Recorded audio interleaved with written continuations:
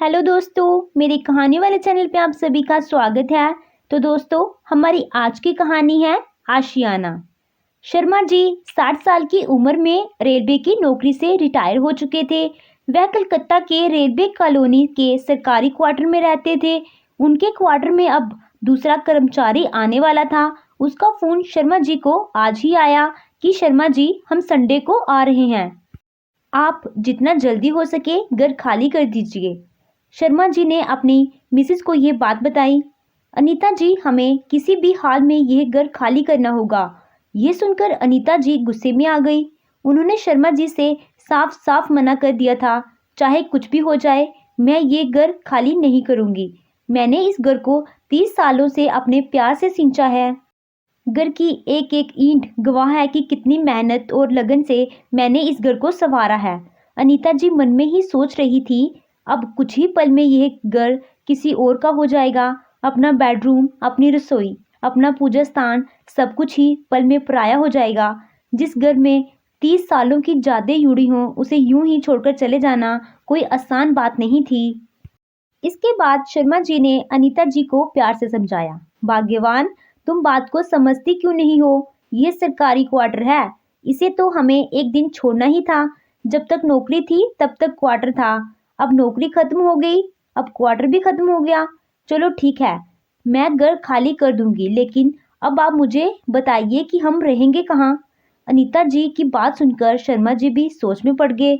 देखो, अब रिटायर होने के बाद पहले जैसी कमाई तो रही नहीं। पेंशन भी आधा हो गया है, और फिर बच्चों की पढ़ाई और घर का खर्चा, इन पैसों में से तो चलने वाला नहीं है। ऐसा करते हैं कि हम अपने घर बिहार चले जाते हैं। हम सब वहीं पर रहेंगे। बड़ा बेटा वहीं पर कोई बिजनेस कर लेगा। छोटा बेटा और बिटिया को पटना में हॉस्टल भेज देंगे। वह बाकी की पढ़ाई वहीं से करेंगे। शनिवार को घर छोड़ने के लिए डिसाइड हुआ। अब शर्मा जी की बहू रिद्धिमा, अनीता जी और उनके दोनों छोटे बेटा बेटी घर को खाली करने में लग गए थे। अनीता जी बार बार घर के अंदर जाती हैं और बाहर आती, क्योंकि उनको इस घर से इतना सारा लगाव हो गया था कि उसे इस घर को छोड़कर जाने का मन ही नहीं कर रहा था। ऐसा लग रहा था कि उनकी दुनिया ही उजड़ गई हो। जब कबाड़ी वाले को घर का सामान बेचे जाने लगा, अनीता जी बार बार उस सामान को चूमे जा रही थी। इसके बाद कबाड़ी वाला बहुत सारा सामान लेकर चला गया था। मोहित ने सबको जल्दी तैयार होने के लिए बोला, क्योंकि 6 बजे उनकी ट्रेन थी बिहार जाने के लिए। घर से जाने से पहले अनीता जी एक बार अपने घर को अच्छे से देखना चाहती थी। उनकी आंखों से आंसू रुक ही नहीं रहे थे। कुछ समय के बाद शर्मा जी और उनका परिवार स्टेशन आ चुके थे। ट्रेन से अगले दिन सभी अपने गांव रामनगर पहुंच चुके थे। शर्मा जी बहुत सालों से गांव आए नहीं थे, इसीलिए गांव वाले घर का भी मरम्मत नहीं हुआ था। वहां आकर देखा तो घर के आगे का हिस्सा टूटा हुआ था। वहां का दरवाजा भी नहीं था। लेकिन अब क्या किया जा सकता था?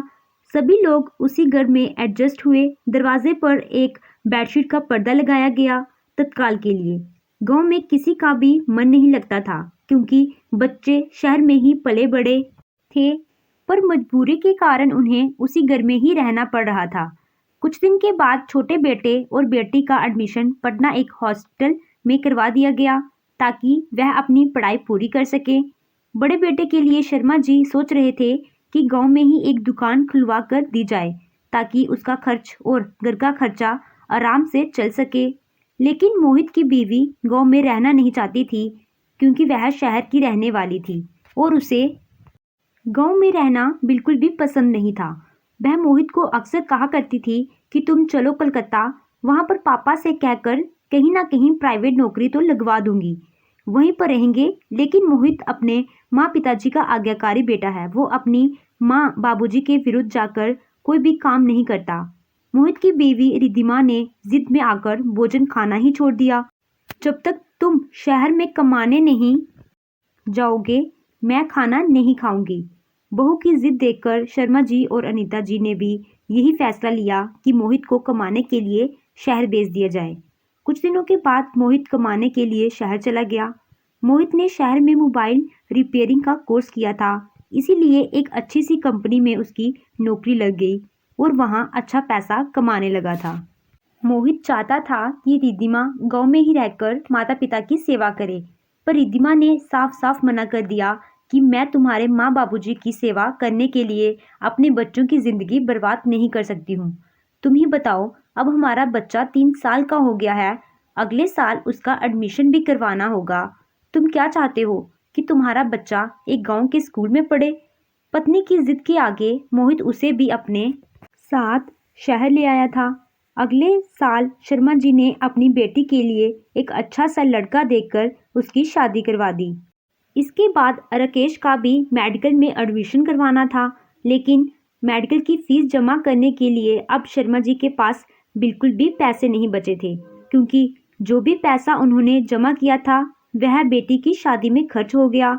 अब बचा था तो उनके पास गांव का पुश्तैनी घर। मोहित से भी उन्होंने बोला कि छोटे भाई की मेडिकल के लिए फीस जमा करनी है, तुम भी कुछ हेल्प कर दो। लेकिन मोहित ने तो साफ मना कर दिया और बोला, बाबूजी आप ही बताओ, 20,000 की नौकरी में बचता ही कितना है? और आजकल आप देख ही रहे हैं कि महंगाई कितनी बढ़ गई है।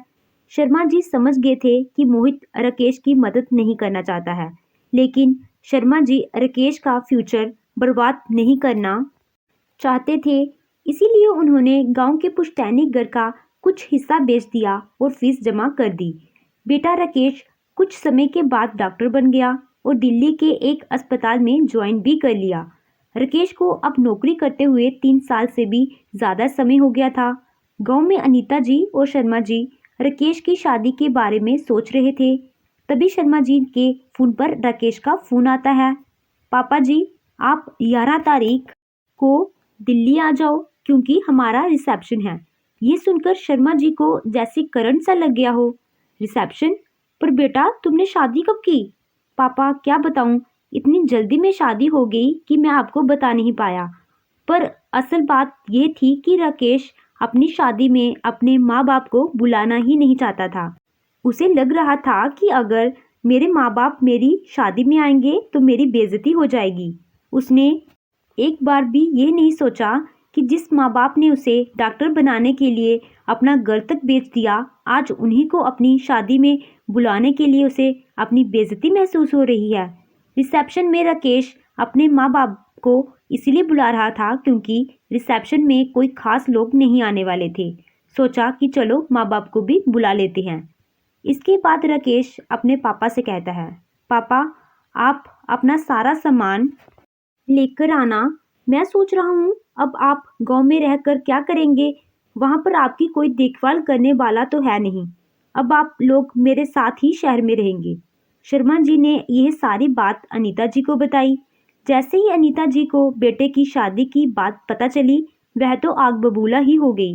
उन्होंने वहाँ जाने के लिए साफ मना कर दिया। अपने आप शादी कर ही ली है तो अब रिसेप्शन भी कर ले, हमें क्या ज़रूरत है वहाँ जाने की। सुनो जी, एक बात मैं आपको भी साफ साफ कह रही हूँ, आपको भी वहाँ जाने की कोई ज़रूरत नहीं है।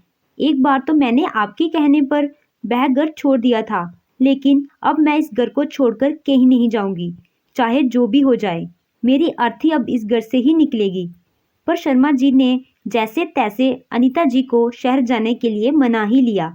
उन्होंने कहा, अनीता जी गुस्सा छोड़िए, तो क्या हुआ, एक गलती कर बैठा, वह हमसे प्यार भी तो उतना ही करता है, इसीलिए हमें अपने साथ रहने के लिए बुला रहा है।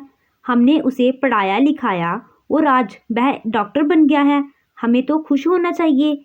एक हमारा बड़ा बेटा है जिसने आज तक हमारा हाल चाल भी नहीं पूछा। हम जिंदा भी हैं जब मर चुके हैं। और देखो, एक छोटा बेटा है जो हमें इतने प्यार से बुला रहा है, हमें चलना चाहिए। इसके बाद शर्मा जी ने शहर जाने के लिए टिकट करवा ली और 10 तारीख को अनीता जी और शर्मा जी शहर पहुंच चुके थे। घर के पास ही किसी हॉल में रिसेप्शन था। घर से जाने से पहले ही राकेश ने अपनी मम्मी पापा को बता दिया था कि अगर आपसे कोई पूछे कि आप कौन हैं तो आप बता देना कि आप राकेश के गांव के चाचा चाची हैं, यही दिल्ली में ही रहते हैं। राकेश ने बुलाया तो हम आ गए। बेटे की ऐसी बात सुनकर उन्हें तो मानो ऐसा लगा कि उनके पैरों तले की जमीन ही खिसक गई हो। उन्हें तनिक भी यकीन नहीं हो रहा था कि उनका बेटा उनकी इतनी बेइज्जती करेगा। आखिर ये दोनों बिना कुछ कहे ही पार्टी में चले गए। वहाँ पर तो किसी ने कुछ नहीं पूछा। राकेश ने किसी को बताना ज़रूरी भी नहीं समझा। किसी ने राकेश को पूछा कि तुम्हारे मम्मी पापा नहीं आए, तो राकेश ने बीमारी का बहाना लगाकर कह दिया कि वह बीमार हैं, इसीलिए नहीं आ पाए। अनीता जी तो बिल्कुल टूट ही गई थी। पार्टी खत्म होते ही शर्मा जी और अनीता जी घर वापस आ गए थे। अगले दिन राकेश उन दोनों को गाड़ी में बैठने के लिए बोलता है। अनीता जी और शर्मा जी समझ नहीं पा रहे थे कि कहाँ जाना है, तो इसीलिए उन्होंने पूछ लिया, बेटे हम कहाँ जा रहे हैं? पापा आप बैठो तो सही, रास्ते में सब बता दूंगा। कुछ देर गाड़ी चलने के बाद गाड़ी न्योड़ा के एक आश्रम के सामने रुक गई। शर्मा जी सब समझ चुके थे। जैसे ही शर्मा जी ने अपने बेटे की तरफ नजर घुमाई तो बेटा बोला, पापा जी आपके लिए यही सही जगह है। आपको तो पता ही है मैं और आपकी बहू घर पर तो रहते ही नहीं हैं, हॉस्पिटल में ही रहते हैं, और फिर आप दोनों का अकेले घर पर मन भी नहीं लगेगा। तो मैंने सोचा क्यों ना आप दोनों को इस आश्रम में भर्ती कर दिया जाए।